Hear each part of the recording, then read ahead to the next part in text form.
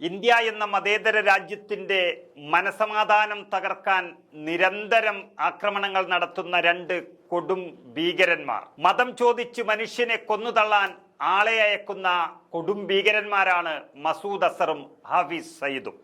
ആ ഭീകരന്മാരുടെ മർമ്മം നോക്കിക്കൊടുത്തതോടെ പാകിസ്ഥാന്റെ ആപ്പീസ് പൂട്ടിയിരിക്കുന്നു. ഇനി ഒരിക്കലും തലപൊക്കാൻ കഴിയാത്ത തരത്തിലാണ് കൊടുത്തിരിക്കുന്നത്. രണ്ട് ഭീകര ഗ്രൂപ്പുകളുടെ ഒളിത്താവളങ്ങളാണ് പൂർണ്ണമായും വളഞ്ഞിട്ട് ഇന്ത്യ തകർത്ത് കളഞ്ഞത്. ഓപ്പറേഷൻ സിന്ദൂറിലൂടെ ജെയ്ഷെ ലഷ്കർ താവളങ്ങളാണ് ഇന്ത്യൻ സൈന്യം തകർത്തു കളഞ്ഞത്.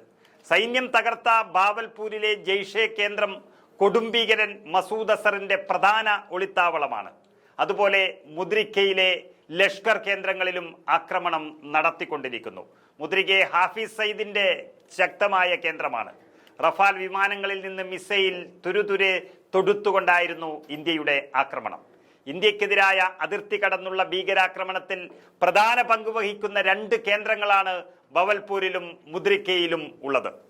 ഇന്ത്യൻ സൈന്യത്തിന്റെ ലക്ഷ്യം ആ കൊടും ഭീകരരുടെ കേന്ദ്രങ്ങളിലായതിനാലാണ് ഇരു കേന്ദ്രങ്ങളും തകർത്തു കളഞ്ഞത്.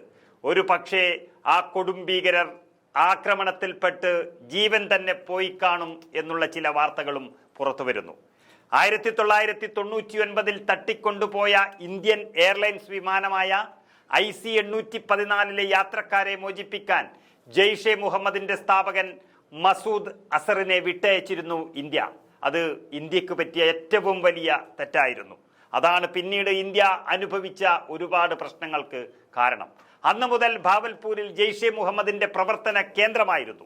2000 ജമ്മു കശ്മീർ നിയമസഭാ ബോംബാക്രമണം, അതുപോലെ 2001 പാർലമെന്റ് ആക്രമണം, 2016 പത്താൻകോട്ട് വ്യോമസേനാ താവളത്തിൽ നടന്ന ആക്രമണം, അതുപോലെ 2019 ഏറ്റവും വലിയ പുൽവാമ ആക്രമണം എന്നിവ ഉൾപ്പെടെ ഇന്ത്യയിലുണ്ടായ ഏറ്റവും വിനാശകരമായ ഭീകരാക്രമണങ്ങളിലെല്ലാം ഈ ഗ്രൂപ്പിനും ഈ ഭീകരനും ബന്ധമുണ്ട്.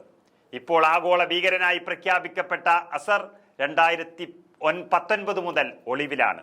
അങ്ങനെ ഒളിവിൽ കിടക്കുന്ന ആ ഭീകരനെ ലക്ഷ്യം വെച്ചുകൊണ്ട് തന്നെയാണ് ഇന്ത്യയുടെ നീക്കം. വേരോടെ തകർത്ത് കളയാനാണ് തീരുമാനം. ഏത് മാളത്തിൽ പോയാൽ ഒളിച്ചാലും ഭീകരരുടെ അവസാന ദിവസങ്ങളാണ് ഇപ്പോൾ കാണുന്നത് എന്ന് ഇന്ത്യ വ്യക്തമാക്കി കഴിഞ്ഞു. മുദ്രിക്ക എന്നത് ലാഹോറിൽ നിന്ന് വെറും 30 കിലോമീറ്റർ അകലെയാണ്. 1990 മുതൽ ലഷ്കർ ഇ തൊയ്ബയുടെ താവളമാണത്. ഹാഫിസ് സയ്യിദിന്റെ നേതൃത്വത്തിലുള്ള LET ഇന്ത്യയിലെ നിരവധി ആക്രമണങ്ങൾക്ക് ഉത്തരവാദികളാണ്. പ്രത്യേകിച്ച് 26/11 മുംബൈ ആക്രമണത്തിന്റെ പിന്നിൽ കളിച്ചത് ഇവരാണ്. ഹൈദരാബാദ്, ബംഗളൂരു, ജമ്മു കാശ്മീർ എന്നിവിടങ്ങളിലെ ബോംബാക്രമണങ്ങളിലുമെല്ലാം ഈ ഗ്രൂപ്പിന് വലിയ ബന്ധമുണ്ട്. അങ്ങനെ എല്ലാ ഭീകരവാദികളുടെയും അവസാനം കാണുന്ന ഒരു തിരിച്ചടിയാണ് ഇന്ത്യ നടത്തിക്കൊണ്ടിരിക്കുന്നത്. ആ കൊടും ഭീകരരുടെ അവസാനം കണ്ടു മാത്രമേ ഇന്ത്യ ആയുധം താഴെ വെക്കുകയുള്ളൂ.